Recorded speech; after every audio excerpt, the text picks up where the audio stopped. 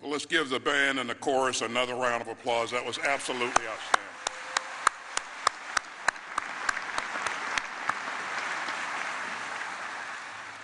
Well, good morning, President Biden, Dr. Biden, Vice President Harris, Mr. Emhoff, distinguished guests.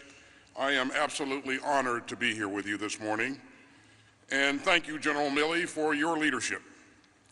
To our Gold Star families and to all who remember a fallen American hero today, I know that each Memorial Day brings new waves of both pride and pain.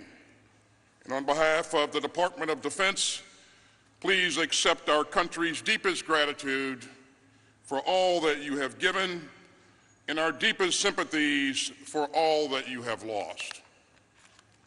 We pledge again today to ensure that you and your families have the support that you need and deserve. You will always be a part of our military family, and we hold in our hearts all those who fell to defend the country that they love. Each of them has a story. And one of the stories of the graves here at Arlington belongs to Chaplain Charles Waters. He was a Catholic priest who signed up to serve during the Vietnam War and to support his teammates in body and soul. And after a year-long deployment, he volunteered to extend his tour for another 6 months. And one November day in 1967, his battalion hit fierce fighting. And Chaplain Waters ran unarmed into the battle, exposed to mortar fire, bullets, and automatic weapons. He helped get wounded soldiers to safety, and he gave last rites to the fallen. At one point, he saw a U.S. paratrooper in shock in the line of enemy fire. Chaplain Waters hoisted the paratrooper on his shoulders and carried him to safety. And tragically, later that day, Chaplain Waters was killed. And for his extraordinary heroism, this paratrooper, patriot, and priest who volunteered twice, once to serve and once to extend his tour, was posthumously awarded the Medal of Honor. This year, our country celebrates the 50th anniversary of our all-volunteer force. And the life of Charles Waters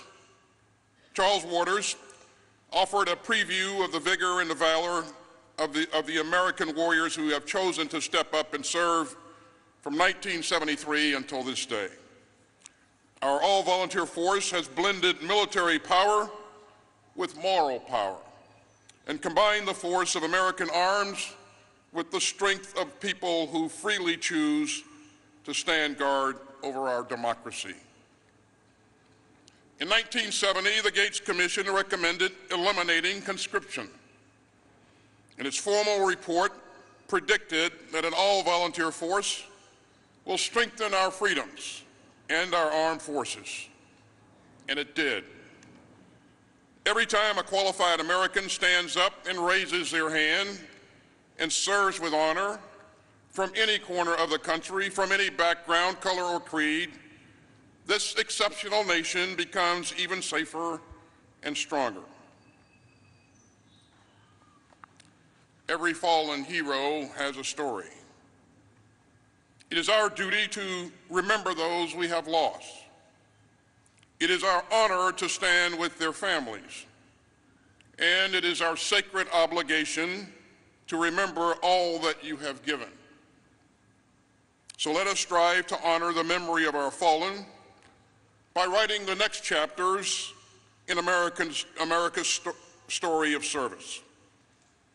Let us stand with all who pledge their lives to defend human freedom, and let us come together as one nation to strengthen our democracy. Ladies and gentlemen, our Commander-in-Chief has long been a champion of our men and women in uniform and of the military families who serve right alongside them. And on this day of sorrow and service, it is my absolute honor to introduce the President of the United States.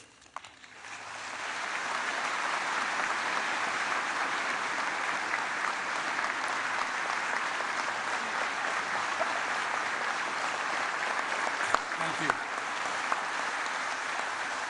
Thank you, thank you, thank you. Please. 155 years ago, retired Union General James Garfield spoke here at Arlington, marking our nation's first Memorial Day. Standing amid rows and rows of marble stones, many of his own fallen soldiers among them, he asked, "What brought these men here? What high motive led them to welcome death?" Then he answered his own question. He said, "Our nation's life." My fellow Americans, Jill, Vice President Harris, Second Gentleman Emhoff, Secretary Austin, Secretary McDonough, Secretary Mayorkas, General Milley, and most importantly, veterans, servicemen and women, and their survivors. Today, we once again gather in this sacred place at this solemn hour to honor fallen heroes. To once again stand amid the rows and rows of marble stones that bear witness to the brave women and men who served and sacrificed for our freedom and for our future. Those who died so our nation might live. Every year, as a nation, we undertake this rite of remembrance. For we must never forget the price that was paid to protect our democracy. We must never forget the lives these flags, flowers, and marble markers represent. A mother, a father, a son, a daughter, a sister, a spouse, a friend, an American. Every year we remember, and every year it never gets easier. To all those here and across the nation who are grieving the loss of a loved one who wore the uniform, our Gold Star families, to all those with loved ones still missing and unaccounted for, I know how painful it can be, how it can rip open that black hole in the center of your chest you feel like you're just sinking into. Bringing you back to that exact moment you heard that knock on the door or the telephone ring. The exact moment you had to tell your children that mom or dad would not be coming home. The hurt is still real. It's still raw. Tomorrow marks 8 years since we lost our son, Bo. Our losses are not the same. He didn't perish in the battlefield. It was cancer that stole him from us a year after being deployed as a major in the United States Army National Guard in Iraq. As it is for so many of you, the pain of his loss is with us every day, but particularly sharp on Memorial Day. Still clear. Tomorrow is his anniversary. But so is the pride Jill and I feel in this service, as if I can still hear him saying, "Dad, it's my duty, Dad. It's my duty. Duty." That was the code my son lived by, and all those you lost lived by.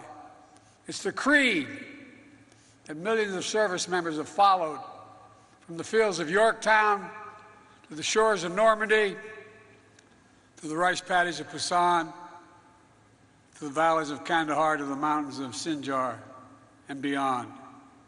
many of whom never returned home.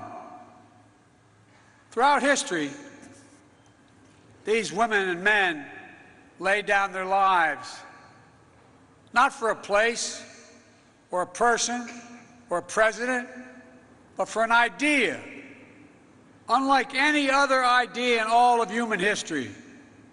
The idea of the United States of America. This sanctuary honors that sacrifice and tells their stories. And in turn, it tells our story, the American story, the story of the patriot who died to deliver a nation where everyone is entitled to certain inalienable rights, among them life, liberty, the pursuit of happiness. The story of hundreds of thousands of soldiers who shed their blood to make these words real. The story of the brave Americans who fought the forces of fascism and died for preservation of democracy. As we're reminded by the hundreds of graves here in Section 60 of Arlington and across our nation, the story of the women and men who sacrificed everything to keep democracy safe and secure during the last 2 decades. Each of them, a link in the chain of honor that stretches back to our founding fathers in those days. Unbreaking, unbending, not just in their duty and devotion, but something even deeper, and their faith in us. Their faith in us, that we will be worthy of their sacrifice. Our service members have always embodied the highest expectations of our democracy. They've always held faith in our country and all that we could be, a citadel of liberty, a beacon of freedom. For our democracy is our strength, the wellspring of possibilities, and the source of endless renewal. It's how we've been able to constantly change and adapt through the centuries. It's why we've always emerged from every challenge we face stronger than we entered it. It's how we come together as one nation, united. And why there's nothing we can't do in America when we do it together. It's a truth. We celebrate this year as we mark 75 years of a desegregated military, 75 years of women's full integration, 50 years of an all-volunteer force. Throughout the annals of history, our troops have fought for our democracy, and if necessary, died for it. Today, their service and sacrifice, and that of their families, echoes far beyond those silent stones out there. We've seen the strength of our NATO alliance, built from the bonds that we forever forged in the fires of 2 world wars. We see it in the troops still standing sentinel on the Korean Peninsula, preserving peace side by side with our allies. We see it in every base, every barrack, every vessel around the globe where our military proudly serves and stands as a force for good in the world. And just as they've kept the ultimate faith to our country, to our democracy, we must keep the ultimate faith to them. As a nation, and people have heard me say this for a long time, as a nation, we have many obligations. But I believe in every fiber of my being, we have only one truly sacred obligation: to prepare those we send into harm's way and care for them and their families when they come home and when they don't. It's a sacred obligation, not based on party or politics, but on a promise to unite all of us. There is nothing more important, nothing more sacred nothing more American. Together, over the last 2.5 years, we've worked to make good on that promise, passing more than 25 bipartisan laws to support our service members, their families, caregivers, and survivors.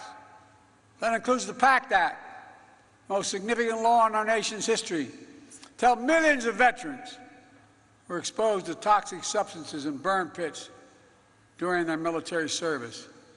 Pits the size of football fields that incinerated the wastes of war, such as tires, chemicals, jet fuel, and so much more. To many of our nation's warriors that have selflessly served, only to return home and suffer from the permanent effects of this poisonous smoke. Too many have died. Excuse the personal reference, like my son Bo, or like Sergeant First Class Heath Robinson, for whom the act is named. Last year, after I signed the PACT Act, I handed the pen to his daughter, Brielle. She and her grandmother are with us today. After I handed her the pen, this beautiful little girl is sitting over there. Thank you for waving, baby.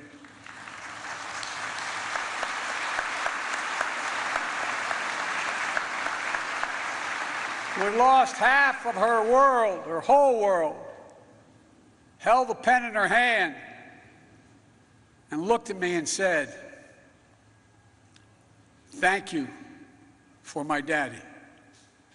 Thank you for my daddy." God love you, honey. But I don't think she was just thanking me. She was thanking all of us. Everyone who fought so hard, who came together to keep our promise to our veterans, to keep the faith with our heroes. On this day, we come together again to reflect, to remember, but above all, to recommit to the future our fallen heroes fought for. That generation of service members who died for a future grounded in freedom, democracy, equality, tolerance, opportunity, and yes, justice. We use those words all the time. But we've seen of late, here and around the world, that they have to continually be fought for. Not just for some, but for all. This is more important than just our system of government. It's the very soul of America, a soul that was forged by our nation's first patriots, a soul that triumphed over trials and testing less than a century later, a soul that endured because of the sacrifice of generations and generations of the service members ever since. Together, we're not just the fortunate inheritors of their legacy. We must be the keeper of their mission, the bearers of the flame of freedom that kept burning bright for nearly 247 years. That's the truest memorial to their lives. Our actions every day to ensure that our democracy endures, our Constitution endures, and the soul of our nation, our decency, endures. Ladies and gentlemen, 155 years ago, our ancestors stood here and asked themselves, what brought our heroes to this hallowed ground? What high motive led these brave souls, as General Garfield said, to welcome death? Today, we must ask ourselves, what can we do? What must we do to uphold the vision for which they lived and which they died? Today, it's on all of us, to ensure that sacrifice was not in vain, to keep working toward a more perfect union, one where all women and all men are created equal. We're the only nation in the world built on an idea. Every other nation is formed based on things like geography, ethnicity, religion, We're the only nation in the world built on an idea that we're all created equal. We haven't always lived up to it, but we've never walked away from it. And today, standing together to honor those Americans who dared all and gave all for our nation, we can say clearly, we never will. God bless all those who gave their lives so our nation might live. God bless their families, and may God protect our troops today and always.